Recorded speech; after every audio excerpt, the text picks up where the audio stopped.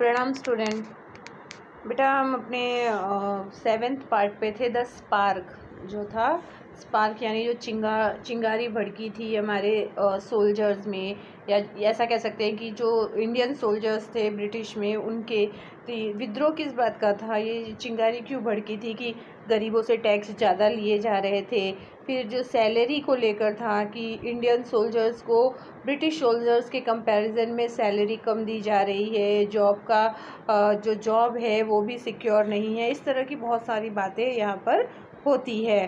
तो हम ये जो हमारा थर्ड पिक्चर है, मतलब जो आप देख रहे हो, उसके नीचे देखो दिया है, सिपाही Mangal Pandey attack the adjutant of his regiment and was executed.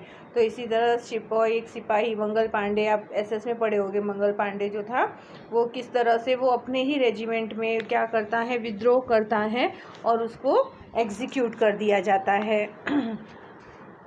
Few English man had, जो नीचे देख रहे हो आप, एक पंडित जी जैसे हैं, बाजू में एक मौलवी खड़े हैं, है ना। तो ये पिक्चर को मैं एक्सप्लेन कर रही हूँ। Few English man had care to understand Indian custom और द पीपल्स माइंड। लेकिन कुछ ऐसे इंग्लिश मैन थे, कुछ ऐसे ब्रिटिशर्स थे जो मतलब इंडियन पीपल, हमारी जो भारतीय जो परंपरा थी या कस्टम हम कह सकते हैं, कल्चर, हमारा जो सभ्यता, हमारी संस्कृति जो थी, या जो इंडियन लोगों के जो विचार थे उनको समझते थे। तो इसमें से एक कहता है, देखो, O proud Brahmin soldier, do you know that the grease on the bullet you have to bite is made from the fat of cows and pigs. तो एक कहता है उस ब्राह्मण से, क्या कहता है कि अरे ब्राह्मण, क्या तुम जानते हो कि हमारे जो सोल्जर्स हैं, जो बॉम्ब फेंकना होता था, तो बॉम्ब फेंकने से पहले उसके ऊपर एक ग्रीस लगा हुआ होता था, उसको खींचना पड़ता था। तो उसको बताता है कि वो जो ग्रीस लगा हुआ होता है ना बुलेट पर, जिसे खींचकर मतलब काट कर फेंकते हैं, तो वो किसका बनता है, गाय के और सूअर, पिग यानी सूअर के चर्बियों से बनाया जाता है, ऐसा कहा गया। व्हाट, तो ब्राह्मण कहता है क्या, the white man has deceived us too, मतलब उन लोगों ने हमें भी धोखा दिया है, ऐसा वो मुसलमान कहता है। अगर हम ऐसा कहें तो एक्चुअल में ये जो आप एसएस में पढ़े होंगे काऊ और पिग के बारे में, कि हिंदू जो है गाय को पवित्र मानते हैं ना, और मुसलमान जो है वो पिग को उतना ही अपवित्र मानते हैं। मतलब जिस तरह गाय का अपमान या गाय का जो फैट है, मांस है, वो ब्राह्मण नहीं अपने मुंह में ले सकते या कोई भी हिंदू नहीं लेगा, उसी तरह अगर पिग सामने आ जाए तो मुसलमान जो होते हैं ना, उनको भी अपवित्र हो जाते हैं, वो उनका ऐसा मानना है। तो इसलिए जब उन्हें पता चलता है कि जो हम सोल्जर्स हैं या हिंदू मुस्लिम जो भी सोल्जर्स हैं, या जो ब्रिटिश आर्मी में है, जब वो बुलेट को खींचना पड़ता था तो ग्रीस जो उसके ऊपर लगा हुआ होता था वो काऊ और पिग के फैट से बनता है, तो वो बहुत ही सरप्राइज़ होते हैं और उन्हें बहुत ही, मतलब वो बहुत ही गुस्सा भी होते हैं इस बात से। अब इसका लास्ट पैराग्राफ देखो, जहाँ पे हाथ मिलाया जा रहा है, किस तरह से समथिंग वो लोग दे रहे हैं। Soon chapatis were sent from villages to tell the people that their emperor would want their services. जल्द ही, मतलब एक हम कह सकते हैं एक सिंबल की तरह चपातीज, रोटियां जो हैं वो गांव से गांव में भेजी जाने लगी, लोगों को ये बताने के लिए कि उनके जो राजा हैं उनको उनकी सर्विसेज चाहिए, उनके काम चाहिए। Yes, all my village man will be ready, मतलब जैसे लोगों को इकट्ठा करना हुआ, कुछ काम हुआ, तो ये ब्रिटिश जो होते थे ना, वो लोगों को एक साथ मिलने या बात करने, या उनको पसंद नहीं आती थी कि लोग मिलजुल कर रहें, तो उनके सामने ऐसा कुछ नहीं होता था। तो रोटी के थ्रू, ये जो चपाती सिस्टम इन लोगों ने स्टार्ट किया था, तो गांव से गांव चपाती भेजकर ये कहलाया जाता था कि जो राजा हैं उनको उनकी सेवा की ज़रूरत है। तो सभी लोग एग्री हो जाते थे कि जैसे यहाँ पे पिक्चर में देख रहे हैं कि एक आदमी जो है वो दूसरे को दे रहा है, तो दूसरा क्या कहता है, yes, all my village man will be ready, तो कहता है हाँ, मेरे गांव के सभी आदमी जो हैं वो तैयार रहेंगे। लास्ट पिक्चर देखो, जिसमें दो सोल्जर बातें कर रहे हैं। Similarly lotus flower circulated among Indian soldier, इसी तरह भारतीय जो इंडियन सोल्जर्स थे, जो सैनिक थे, जो सिपाही थे, उन लोगों में लोटस यानी कमल के फूल बांटे गए, मतलब लोगों को देना शुरू किया गया। डेथ टू द फॉरेनर्स, तो उनका टारगेट क्या था कि अंग्रेज़ों की मौत। The masses gave all help and shelter to the patriot किसे कहा गया है वहाँ पे, जो देशभक्त, जो ये स्वतंत्रता सेनानी, ऐसे जो लोग थे, उन लोगों के लिए हम अपनी पूरी मदद करेंगे।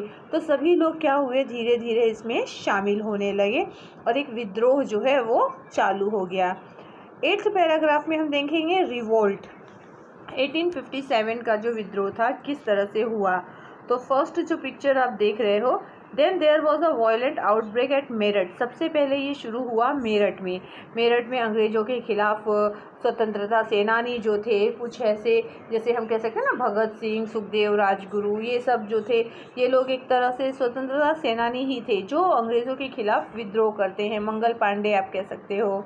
बाजू वाली पिक्चर में क्या दिखा रहा है, द सिपोइज मार्च टू दिल्ली। इसी तरह ये जो सैनिक थे वो दिल्ली पे मार्च किए, यानी दिल्ली तक गए। Long live our emperor Bahadur Shah. देखो दिल्ली का जो दरबार लगा हुआ है उसमें ऊपर बैठे हैं वहाँ के शहंशाह जो राजा थे बहादुर शाह, तो सब उनके लंबे उम्र की कामना करते हैं। फिर नीचे एक पिक्चर दिया है, द रिबेलियन स्प्रेड वाइडर। धीरे धीरे ये जो विद्रोही थे, विद्रोही कौन थे, अपने इंडियन पीपल ही थे ना, जो अंग्रेज़ों का विद्रोह कर रहे थे, अंग्रेज़ों के खिलाफ जा रहे थे। तो ये धीरे धीरे वाइडर मतलब बहुत दूर तक फैलने लगा। अब इसका जो 8th जो पार्ट है हमारा, उसका लास्ट पैराग्राफ देखो। Many landlords had lost their lands because of the British policy and they were sore। मतलब बहुत से ऐसे लैंडलॉर्ड जो मकान मालिक थे या जो ज़मींदार थे, ये लोग, इनकी ज़मीनें क्या हुई, ब्रिटिश पॉलिसी, जो ब्रिटिश अलग अलग पॉलिसीज़ लेकर आते थे, तो उनके उन पॉलिसीज़ की वजह से क्या हुआ कि उन्हें उनकी ज़मीनों से हाथ धोना पड़ा, उनकी ज़मीनें उनसे चली गई। तो ये लोग यहाँ डिस्कशन कर रहे हैं, the white man's rule must end. मतलब अंग्रेज़ों का जो ये शासन है इसका एक अंत होना चाहिए। Yes we will help you. तो दूसरा कहता है हाँ हम आपकी मदद करेंगे। तो ये भी एक तरह का विद्रोह था, जो कह सकते हैं कि अपने जो लोग थे, जब धीरे धीरे लोगों को समझ में आया कि ब्रिटिश जो है वो उनका भला नहीं चाह रहे हैं, वो खाली उनका मिसयूज़ कर रहे हैं, उनका इस्तेमाल किया जा रहा है। इनडायरेक्टली ब्रिटिश जो है वो सारी चीज़ें इंडिया की क्या कर ले रहे थे, अपने कब्ज़े में ले रहे थे। अब हमारा लास्ट टॉपिक आ गया, द फाइट फॉर फ्रीडम, यानी आज़ादी के लिए जो लड़ाई छिड़ी थी 1857 में। फर्स्ट पिक्चर आप देख रहे हो, फर्स्ट पिक्चर में क्या दिखा है यहाँ पे, मैनी फॉर्मर रूलर लाइक बेगम हज़रत महल ऑफ लखनऊ वेयर बिटर। मतलब इसमें भी सबसे बड़ा योगदान हम कह सकते हैं लखनऊ की जो बेगम हज़रत महल थी उनका बहुत बड़ा, मतलब वो बहुत बड़ी शासक थी उस समय लखनऊ की, तो उनका भी बहुत ही अहम इम्पोर्टेंट रोल रहा है इसमें। The white man has taken away my kingdom. इनका विद्रोह किस लिए था, उन जो वाइट मैन थे यानी जो ब्रिटिश थे, उन्होंने उनका राज्य ले लिया था उनसे। फिर बाजू में ही जो पिक्चर है आप देख रहे हो, एक खड़ा है, बाकी सब बैठे हुए हैं। पॉपुलर लीडर लाइक मौलवी Ahmadullah of Faizabad told the people. ये जो बोल रहे हैं खड़े होकर वो कौन थे, मौलवी अहमदुल्ला ऑफ फैज़ाबाद के मौलवी थे, और एक ये बहुत ही फेमस लीडर रह चुके थे। तो ये कहते हैं लोगों से, क्या कहते हैं, rise rise there is ruining, the British is ruining our land, the Angrez is ruining our land. तो वो अब अपने लोगों को कह रहा है कि राइज इंडियन राइज, मतलब भारतीय राइज ब्रदर राइज, मतलब सभी भाइयों से रिक्वेस्ट करता है कि सब उठो, आगे बढ़ो, ये जो अंग्रेज़ हैं ना ये हमारे ज़मीनों को बर्बाद कर रहे हैं, हमारे देश को बर्बाद कर रहे हैं, मतलब अंग्रेज़ों को यहाँ से क्या करना है, हटाना है। They join the upsurge against the foreigner. अब सभी लोग जो है इन अंग्रेज़ों के खिलाफ जो विद्रोह उठा था, जो लड़ाई छिड़ी थी, उसमें साथ देने लगे। The people rose everywhere in Bareilly, Kanpur and Allahabad. अब ये जो लीडर थे वो लोगों को जागरूक कर रहे थे अंग्रेज़ों के खिलाफ, मतलब अंग्रेज़ों की जो ये कुरीतियाँ थी, जो ये लैंड ज़मीनों को हथिया लेना और सारे किंगडम्स को हथिया लेना, तो उनसे बचने के लिए, उनको अपने आप को बचाने के लिए इन लोगों ने क्या किया, एक जंग छेड़ी थी, और उसमें सभी दूर दूर से, बरेली है, कानपुर है, इलाहाबाद है, सभी जगहों से लोग आने लगे। अजीमुल्ला खान टोल तात्या तोपे। अब जो थर्ड पिक्चर है उसमें अजीमुल्ला खान जो है वो तात्या तोपे से कहते हैं, we should have Peshwa Nana Saheb as our leader in this war of independence. मतलब इस आज़ादी की लड़ाई में हमें पेशवा नाना साहेब को अपना लीडर बनाना चाहिए। The patriot pounced upon the British and fought pitched battle all over north India. धीरे धीरे सभी जो ये पेट्रियट्स यानी स्वतंत्रता सेनानी जो थे, ये सभी हर एक कोने से क्या किए, सब एकजुट होने लगे और ब्रिटिश के खिलाफ एक लड़ाई छेड़ दी और पूरे नॉर्थ इंडिया में ये शुरू हो गया था। 80 years old Kunwar Singh of Bihar received a bullet in his wrist. 80 साल के ऐसे ही एक मतलब बहुत ही बुजुर्ग कुंवर सिंह थे बिहार के, इन्होंने इनके रिस्ट पर यानी हम कह सकते हैं कि कलाई पर क्या हुआ, एक बुलेट लगा, गोली लगी। Mother Ganga this is my last offering to you. तो वो गंगा माँ से कहते हैं कि माँ गंगा, ये मेरा आखिरी आपके लिए, ये मेरी आखिरी क्या है, ये उनका ये ऑफरिंग है। ऑफरिंग मतलब जो आखिरी पैगाम वो दे रहे थे।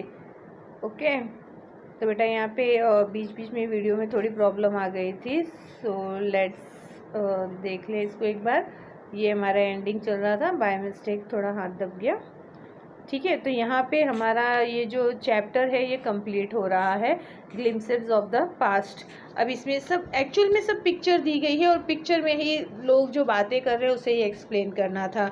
तो इसमें से भी आपको क्वेश्चन आंसर्स वगैरह हैं, MCQs भी हैं, तो मैं आपको PDF इसका भेज दूँगी, आप लोग प्लीज़ प्रिपेयर करना, ठीक है। और हो सकता है इस महीने भी यूनिट टेस्ट आए तो आपको प्रिपरेशन कंटिन्यू रखना है। ओके, सो स्टूडेंट, प्रणाम।